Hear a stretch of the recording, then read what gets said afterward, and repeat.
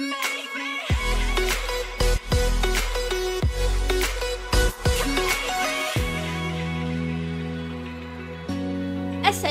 dan hai semua. Selamat datang ke Hoi Podcast. Saya Balkis, host bagi podcast anda pada hari ini. Sebelum tu, jangan lupa untuk subscribe dan like dan share our channel Home of Ideas.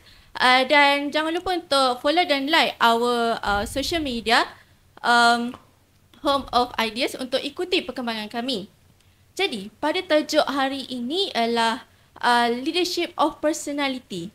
Bersama saya dengan tetamu jemputan yang sangat hebat orangnya, yang petah bercakap. Dan jadi kami bawakan pelajar USIM dan dia merupakan bekas pengerusi MPP pada tahun 2022-2023. Iaitu Encik Syamsul Aiman Muhammad Syamsul Bahrin. Ahlan wa sahlan brother. Ahlan wa sahlan brother. Jadi Alhamdulillah. Saya nak kena panggil apa ni? Nak panggil brother ke, akhi ke atau abang? Syamsul. Syamsul. Syamsul. Jangan Okay. abang. Apa khabar? Baik? Alhamdulillah baik. Tadi datang sini nampak macam tersesat ya tadi. Ya, saya tersesat lah cari Balkis. Jadi baru-baru ni Syamsul merupakan pengerusi bagi Majlis Oleg Gudang at USIM yang berlangsung selama seminggu. Jadi adakah saudara ada plan untuk next project? Jika ada, boleh tak kongsi dengan audience? Okay. Bismillah. Terima kasih Balkis. Yeah. Right. So saya Syamsul, bekas pengerusi ataupun biasanya orang panggil mantan yang dipertua Majlis Perwakilan Pelajar USIM lah, sesi akademik 22-23. So actually pada tahun lepas saya tumpukan sepenuhnya penlibatan dalam universiti. Maksudnya kita jaga kebajikan student, welfare student. Lepas tu kita jaga job scope yang dipertua tu lah kan. Tapi in terms of 2024, apa yang saya nak capai selepas jadi pengerusi Oleg Gudang kan, saya shoot untuk nak penglibatan keluar, which is saya ni tadi baru balik daripada Shah Alam. Ada program dengan YB Kota Temple. So tahun 2024 saya banyak tumpukan pada pencapaian antarabangsa dan penglibatan dari sudut kebangsaan. Itu program apa ya? Oh, maksudnya itu bawah kerajaan juga. Bawah Exco Kerajaan Negeri Selangor, which is nama dia Imarah Wanita Madani. Program untuk perempuan lah. Cuma kita tak invite lah student USIM sebab itu untuk warga Kota Temple saja macam tu. Nanti kalau kita buat kat nilai pula, kita ajak sekali dengan Balkis lah. Sebelum kita bincangkan pasal tajuk kita ni, kita nak tahu lah kenapa kan dalam banyak-banyak jawatan dalam MPP ni, kenapa Syamsul pilih pengerusi, untuk jadi pengerusi? Okey, kenapa saya pilih pengerusi? Ya, kenapa tak pilih exco sukan ke, exco apa ke? Okey, ni first time saya dapat soalan macam ni. Sebab yang pilih pengerusinya bukan saya lah. Maksudnya orang student yang pilih. I mean bila lepas saya menang election, buat syura mesyuarat antara sama-sama MPP, and then MPP tu pilih siapa yang nak angkat jadi presiden. Maksudnya demokratik punya sistem lah. Bukan saya raise up and then saya nak jadi presiden and then I'm president. Bukan macam tu. So it's democratic punya sistem. So kalau tanya saya kenapa saya pilih position ni, actually saya tak pilih pun. Dan bila saya duduk pada tempat ni, saya just buat kerja saya lah. I mean tahun lepas saya banyak connectkan USIM dengan Brunei, Thailand, Indonesia, dengan semua negara ASEAN. Dan pada bulan 12 Disember, Alhamdulillah lah USIM ni jadi wakil ASEAN.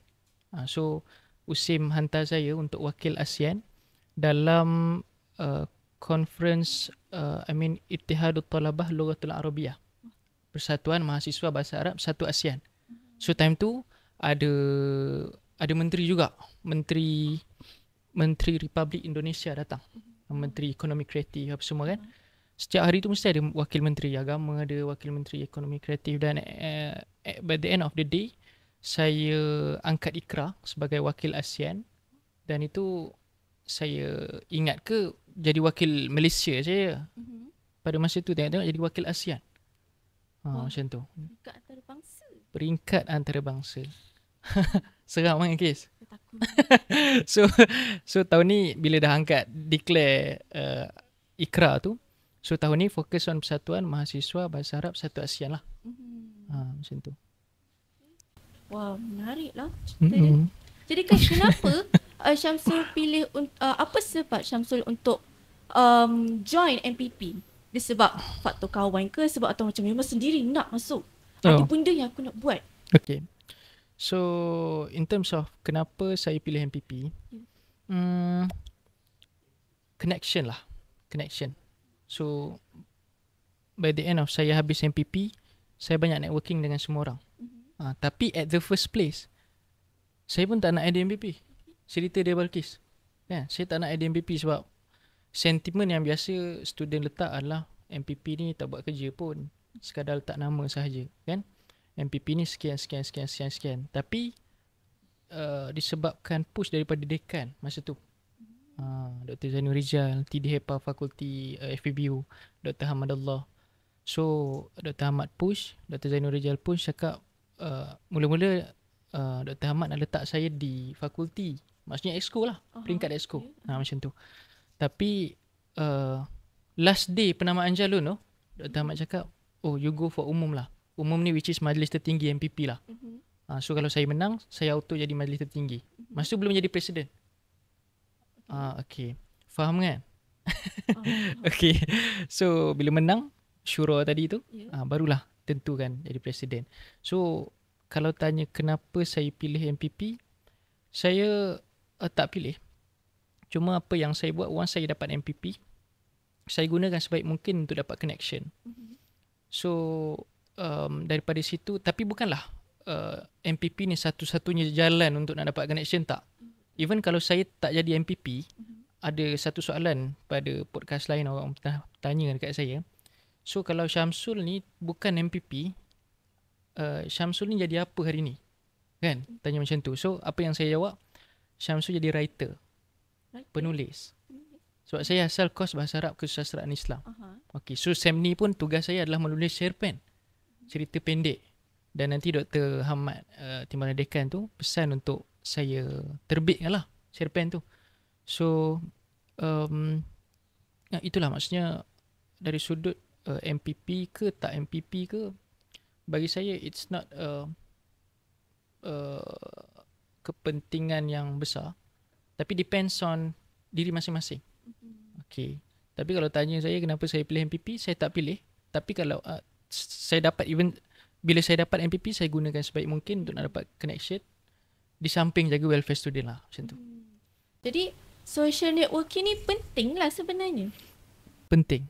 Ada orang cakap dalam TikTok, saya pernah tengok, ada 3 benda penting dalam hidup: usaha, doa dan kabel. Kabel. Usaha, doa, kabel. So kabel ni penting ke sekarang? Okay. I mean kabel ni bukanlah kita setakat pakai biasa-biasa, kan? Tapi kita pakai tu dengan ada added value yang ada pada kita lah. So orang kenal kita, oh Balkis sekian macam ni, pandai bercakap, ada dekat dalam Hui Podcast apa semua, kan? So dari situ orang kenal Balkis, end up mana tahulah nanti Ikim ambil Balkis, contoh. Kan? Contoh boleh jadi kan? Boleh jadi. So daripada situ kita dapat networking. So kalau tanya saya social networking ni penting ke tak? Sangat penting. Sebab hidup kita ni kena bertegur sapa. Sekarang ni pun kita tengah bertegur sapa, kan? Ya, betul. That's it lah. Jadi kalau social networking kabel tu penting, tapi kita kena approach dengan cara yang betul lah, kan? Betul. Jadi kan boleh tak Syamsul ceritakan pada audiens semua apa cabaran yang dilalui sepanjang jadi MPP ni, apa lika-liku dia? So kalau sebut pasal cabaran dalam 12 bulan tu banyak lah, kan? Saya pegang setahun tu banyak. Cuma rezekinya pada tahun lepas ada satu program yang dipanggil Temu Anwar. Kalau pernah sampai. dekat Dewan Tuanku Chancellor DTC USIM. So bila ada program Temuan Wah tu, dari sudut political POV-nya, point of view-nya, orang pandang USIM ni lain macam tu, sebab Islamic punya version lah. That's it lah. Lepas tu bila once Temuan Wah tu ada, habis je Temuan Wah tu, and then kita viral dekat Twitter time tu kita viral dekat Twitter. So MPP kena bash apa semua kan. Tapi sebelum viral tu saya dah naik statement, which is saya dah jelaskan, saya dah clarify semua benda yang berlaku time Temuan Wah, dan should be orang faham. Tapi orang saja mengada-adakan isu lah, political punya isu kan. Tapi by the endnya isu tu dibuka oleh orang Twitter dan ditutup oleh orang Twitter juga. Maksudnya segala respon dekat dalam Twitter tu saya tak reply. Sebab time tu saya dekat Brunei. Wakil Malaysia juga untuk ada presentation dekat Brunei. So time dekat Brunei orang serang saya. Macam tu lah lebih kurang orang serang MPP. Tapi saya tak kisah sebab saya dah naik statement sebelum pergi Brunei tu. So semua benda dah selesai sebelum saya take off.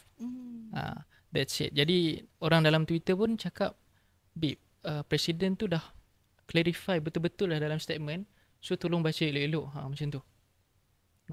So mudah katanya, saya tak komen semena-mena dekat dalam Twitter tu sebab I know what I'm doing lah. Macam tu kan. Sebab cukup dengan statement tu orang faham apa yang kita explain. So end up itu antara cabaran yang saya rasa nak kata paling besar tak, tapi paling besar dari sudut viral lah. Orang kenal USIM dekat situ. Temuan orang dekat USIM ni sekian. Lepas tu orang PM Syamsul, Metro semua. Esok tu time duduk kat Brunei tu, Metro, Utusan Malaysia semua PM. Nak respon. Kan? Tapi diorang nak call tu, diorang bayar mahal lah. Sebab saya duduk Brunei. Betul-betul. Lepas tu saya cakap jangan call pakai biasa. Pakai WhatsApp. Pakai line je. Pakai data. Okay, so dia call lah. Minta respon. Lepas tu, tak lama lepas tu naik lah akhbar dekat Utusan Malaysia, Metro apa semua. Yang Syamsul cakap macam gini macam tu. Kuasa viral ni sangat sangat bahaya. Salah sikit je orang macam Betul. Jadi kan berbalik kepada tajuk kita, leadership as personality. Kalau ikut Syamsul lah kan, apa yang Syamsul boleh cakapkan, boleh nyatakan definisi kepimpinan menurut Syamsul? Okay. Kepimpinan ni kita tak takut nak hadap hari esok lah. So even benda ni orang cakap kepimpinan ni terbatas dari sudut lelaki saja. Sekarang ni kita ketandusan kepimpinan perempuan. Kan? Kepimpinan wanita. Ini general point of view saya lah kan. The kepimpinan ni you nak ubah diri you, tapi alang-alang you ubah diri you ubah juga orang lain. Macam tu. Sebab biasanya ibu saya ajar yang antara dua benda yang penting dekat dalam hidup kita ni, antara persekitaran yang ubah kita ataupun kita yang ubah persekitaran. That's it. Jadi dua benda ni bergantung kepada keadaan yang tertentu. Ada masa kita kena ikut persekitaran. Ada masa persekitaran yang kena ikut kita. That's it. Kalau Balqis duduk dekat satu tempat yang Balqis seorang je solat, Balqis nak follow diorang ke ataupun Balqis nak diorang follow Balqis? Diorang yang follow kan? Yes. Tapi kalau satu masa Balqis seorang tak solat, Balqis nak follow semua orang yang solat ke ataupun Balqis nak suruh semua orang tak solat? Kita yang follow diorang. Kita yang follow, right? That's it. Maksudnya either persekitaran ikut kita ataupun kita ikut persekitaran lah, environment. So in terms of leadership yang saya nampak, kita kena be flexible. Jangan ingat semua benda dalam sekeliling hidup kita ni semua kena ikut kita. Kan? Kita kena juga ikut orang lain. Instead of kita nak jadi seorang leader, kita juga kena belajar jadi follower. Kita nak orang dengar cakap kita. Kita adalah orang yang pertama kena jadi pendengar setia mereka. That's it. Itu kepimpinan. Jadi soalan seterusnya, adakah kepimpinan ini sifat semula jadi atau boleh dibentuk? Tapi kita simpan soalan itu seketika, kita berehat seketika dan kembali selepas ini.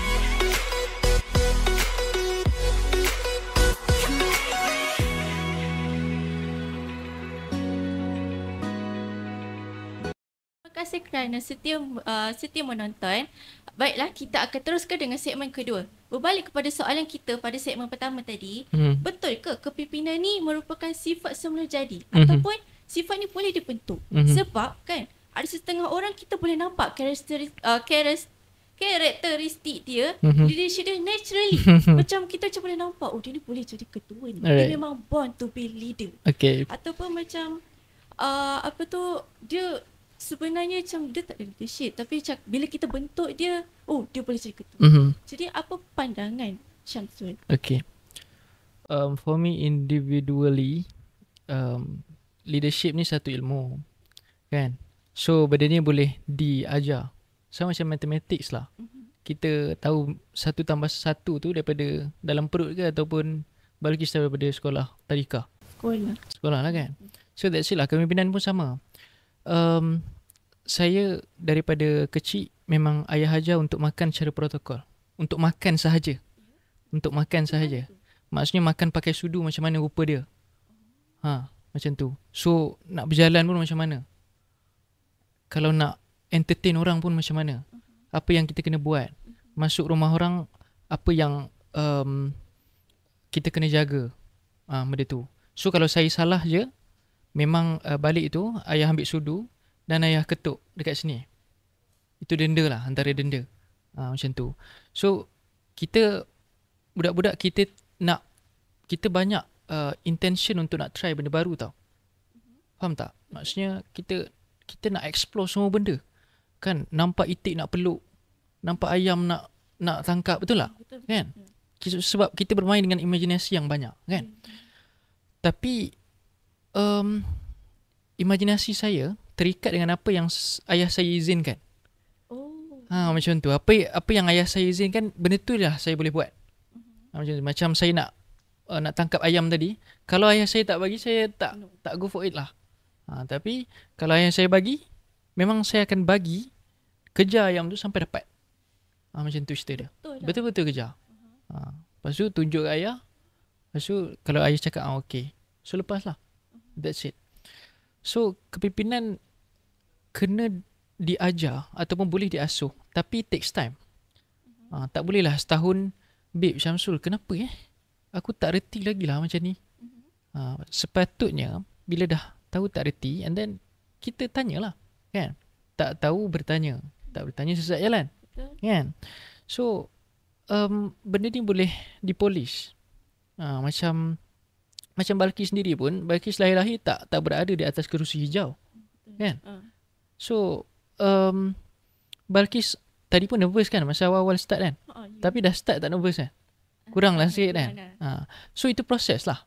Proses. So nak tak nak, dia ada dua je. Kita nak pahit belajar ataupun pahit merasa periknya tak belajar. Periknya tak cerdik. So dua-dua perik. Bergantung pada Balqis lah nak pilih yang mana. Lebih baik perik sebab belajar. Perik sebab belajar, then go for it. Jadi kan kalau dalam seorang pemimpin ni kan, mestilah ada kriteria dia tertentu. Selain daripada dia ni bijak menghandle situasi, berpendirian diri, tegas, apa lagi yang perlu ada dalam checklist menjadi pemimpin ni? Okay. First of all, apa yang saya buat masa awal-awal saya jadi MPP, saya jaga tim saya dengan masa. Sekarang kita pukul berapa, Kis? Ada jam? Tak ada. Sekarang mungkin dalam pukul 4.30 something lah, 4.35. Tapi 4.43. Tapi jam saya 4.58. Nampak? Which is benda pertama yang saya buat, saya minta satu tim tu cepatkan masa dia 15 minit, tak kira dekat jam ataupun dekat phone. So that setiap kali meeting pukul 8, dia akan datang 7.40. Actually sebenarnya awal. Maksudnya instead of kita fikir kita mindset kita Melayu ni pukul 8, pukul berapa Melayu sampai? 8.30 kan? Tapi saya didik tim saya dengan benda tu. Then saya cakap, kalau you all tak boleh nak jaga masa, jangan mimpi nak jaga Usim. That's it. Simple. Kalau tak boleh nak jaga diri sendiri, macam mana nak jaga anak orang contoh? Kan? Sebab benda ni penting. Benda ni yang saya belajar daripada ayah saya juga. Memang biasanya dekat rumah tu ayah saya tak suruh pakai jam lah. Ayah saya bila bangun nak pergi mana-mana, dia akan tunggu dekat pintu, dia cakap jom je. Jom. Time tu saya tengah bangun, baru nak buka mata kan. Ayah saya cakap jom, kereta dah luar pagar rumah. Boleh bayangkan tak adik-adik perempuan, kakak-kakak macam mana diorang bersiap? Saya lelaki tak apa. Ayah saya selalu buat gitu. Kakak macam, jom. Tahu-tahu je Angie dah hidup. Ada personal issue dengan ayah. Dia mengajar macam, lah, mengajar kita lah kan. So, back on the question tadi, kepimpinan memang ajar, maksudnya apa benda yang pertama, benda lain yang penting dalam leadership ni, instead of yang Balki sebut tadi, saya go for first of all time management. Macam tu. Ingatlah time management ni daripada kecil, ajarlah diri untuk sentiasa berada pada masa yang tepat. Macam tu. Sebab orang yang pancuan masa tu, dia merefleks diri dia kan. Betul. Maksudnya apa, kalau kita boleh disiplin masa, mesti kerja-kerja lain clean. Macam tu lah. That's it. Kalau bagi Syamsul sendiri lah kan, kita sebenarnya actually semua ni pemimpin tau. Okay. Sebab dalam Al-Quran sendiri pun dia cakap Allah menciptakan manusia ni untuk menjadi hamba dan khalifah di muka bumi. Allah Akbar, Usim. Jadi khalifah yang dimaksudkan ke sini lah pemimpin untuk diri kita sendiri, pemimpin keluarga, pemimpin negara, pemimpin apalah semua tu. Jadi kan sebagai pemimpin kan, macam mana Syamsul sendiri memberikan impak kepada orang lain, iaitu memberi impak makna kepada orang lain? Okay, soalan baik. Dan biasanya benda ni, apa yang saya selalu pesan juga dekat MPP lepas, saya cakap dekat diorang, people don't care how much we know until they know how much we care. Maksudnya, people ni tak nak tahu pun berapa banyak yang kita tahu. Kan? You pernah jumpa Anwar Ibrahim, you pernah jumpa menteri sana sini. Student tak nak tahu benda tu. Student nak tahu apa yang you buat pada student. Benda tu. So, daripada situ, apa yang kita kena ada, how to manage diri tu yang pertama. Di samping kita nak manage juga orang lain. So, kalau Balkis tanya saya, macam mana kita nak counter, macam mana nak handle leadership, kepimpinan dan sebagainya, bagi saya mula dekat diri sendiri lah senang. Kalau kita boleh jaga diri sendiri, barulah kita try untuk go for others. Sebab jaga diri sendiri ni adalah benda yang pertama Tuhan suruh. Kan, Tuhan bagi kita ruh, jiwa untuk kita ni. First of all, kita kena jaga diri kita lah. Aslih nafsak wa du'un ghairak. Hasan al-Banna sebut. Maksudnya, baiki diri kamu di samping baiki diri orang lain. That's it. Jadi kan, tadi kita dah cakap pasal time management. Sepanjang kita podcast ni, kita boleh assume yang Syamsul ni seorang yang sangat padat jadual dia. Padat, okay. Jadi kan, macam mana kita selalu dengar yang orang nak seimbangkan masa antara life as student and MPP ni macam kena buat jadual harian, kena prioritaskan benda yang penting. Selain daripada tu, apa yang Syamsul buat untuk dapat seimbangkan masa antara dua benda ni? Okay, dia literally memang kita tak dapat seimbangkan semua. Sebab orang Arab sebut al-wajibat aktsaru minal awqat. Kewajipan ni lebih banyak daripada waktu-waktu yang kita ada. So, kalau checklist kita pada hari tu ada 24, mungkin kita boleh selesai, paling-paling maksimum kita boleh selesai 20 je.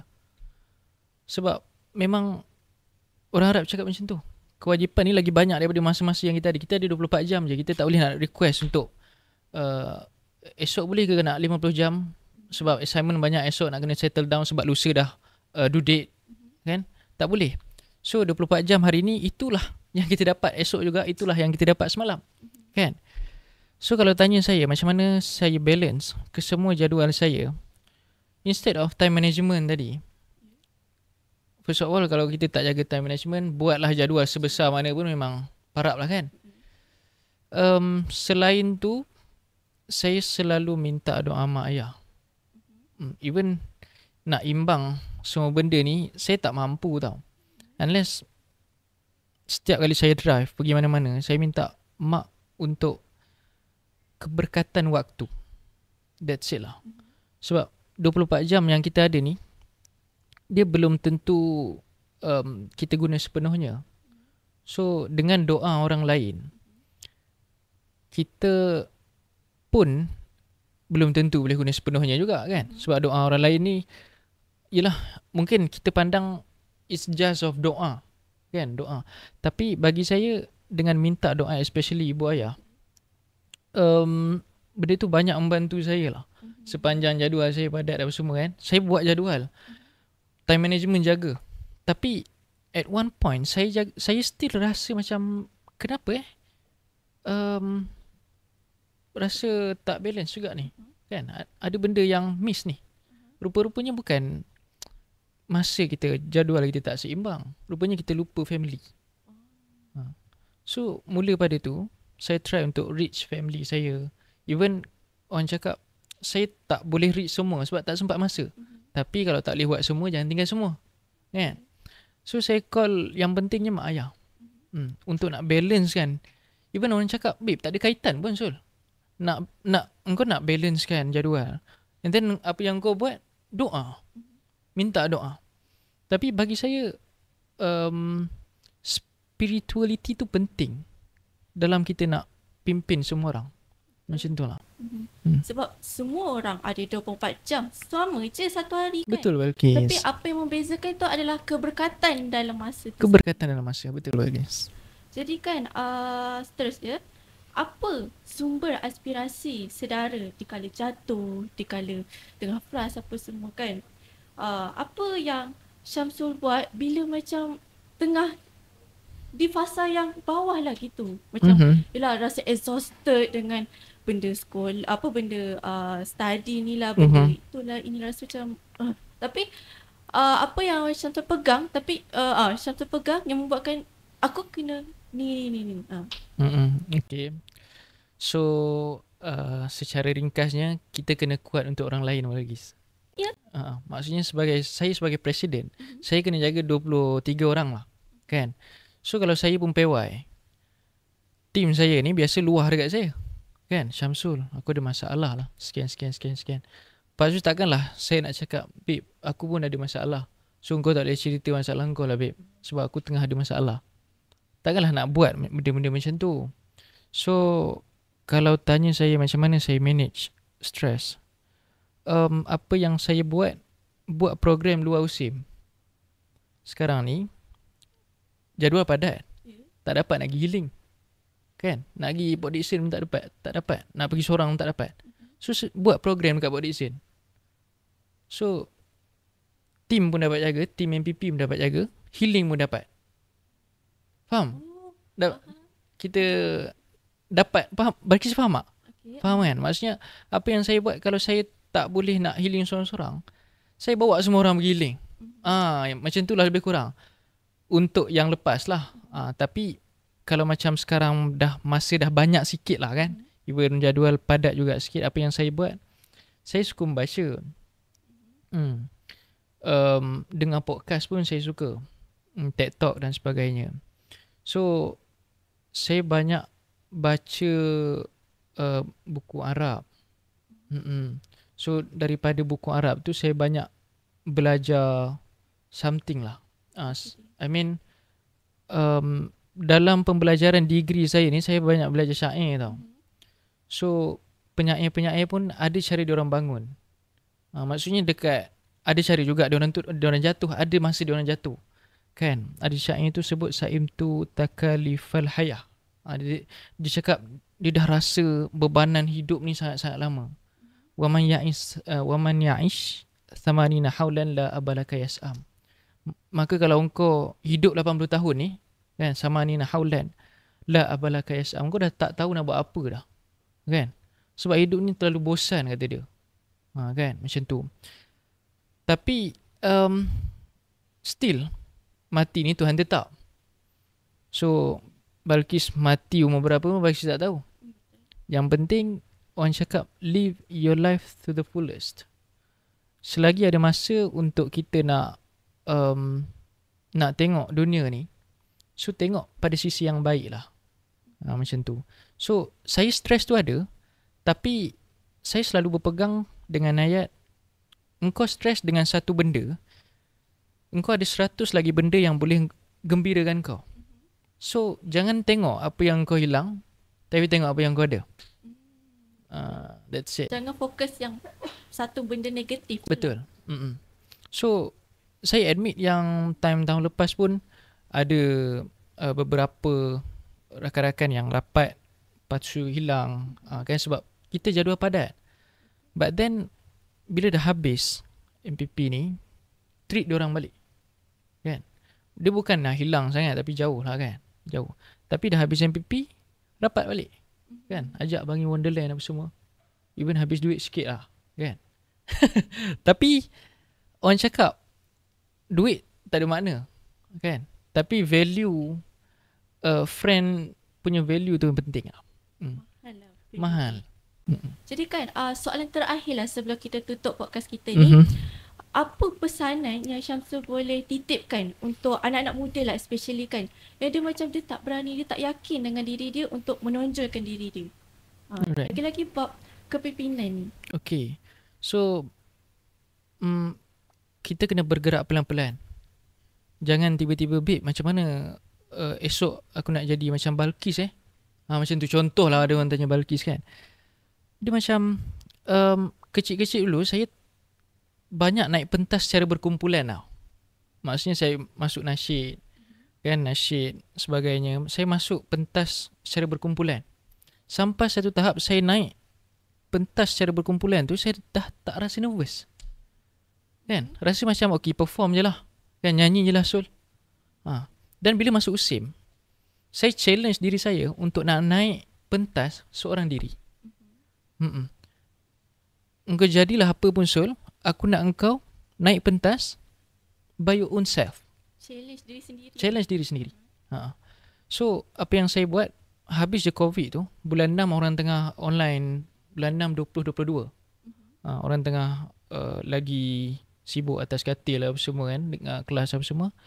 Saya ambil keputusan untuk masuk Young Motivator. USIM ya, USIM punya Young Motivator. IMAC orang panggil. Okay. So bila masuk IMAC tu, tiba-tiba menang. Tiba-tiba kebangsaan.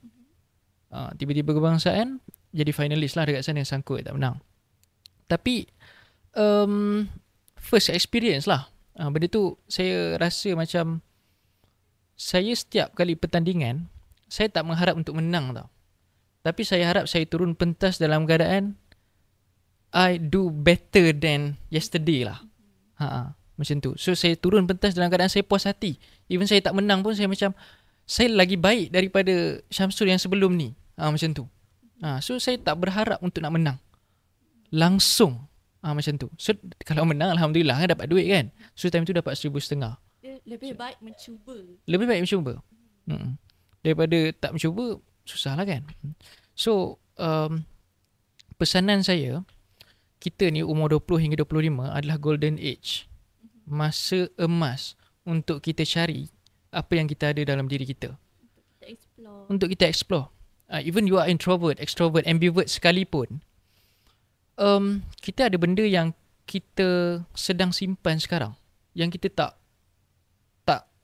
explode lah, tak tunjuk dekat orang, tak show off dekat orang. Dan benda tu tak kena show off pun. Dia kena show off dekat diri sendiri. Diri sendiri yang kena tahu apa yang diri sendiri ada. Macam saya jenis saya macam banyak berjalan seorang tau, Kis.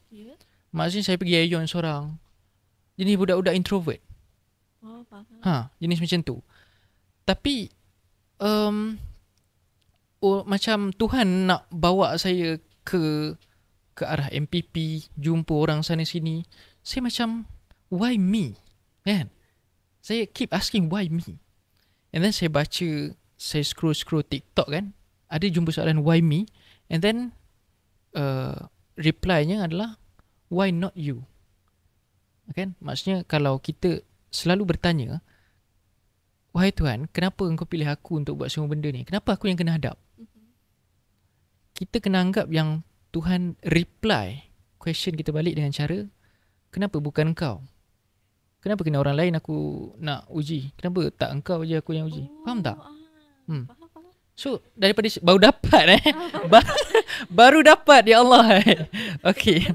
So daripada situ saya banyak belajar dots yang saya lalui dalam kehidupan ni kan.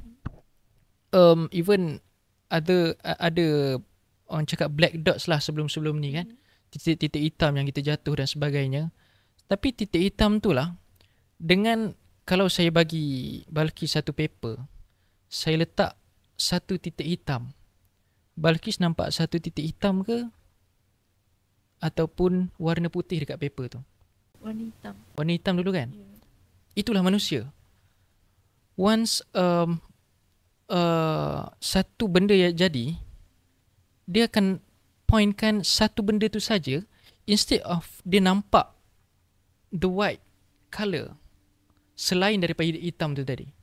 Itu yang kita tak nampak sekarang ni, which is kita nampak black dot yang Tuhan bagi je. Kenapa Tuhan bagi tu ini sekian. Kenapa kita tak tengok, babe, Tuhan dah bagi aku ni lah weh, kan? Berapa banyak kita rasa titik-titik yang sebelum ni Balqis nervous, naik pentas apa semua, by the end of the day Balqis dah berada dekat tempat ni sekarang. Dah nak habis dah podcast ni pun. Mungkin sebelum ni Balqis nervous, tapi sekarang dah habis dah pun, kan? Itulah cara Tuhan ajar macam mana proses untuk kita hidup. Jadi kita kena latih diri untuk looking at the bright side lagi. Betul. Dan berani untuk proses. Itu je. Jadi banyak untuk berkongsi dengan kita. Malangnya masa telah menceburi kita. Terima kasih kepada penonton semua kerana sudi mendengar. Jangan lupa untuk subscribe, like dan komen di bawah. Terima kasih. Assalamualaikum.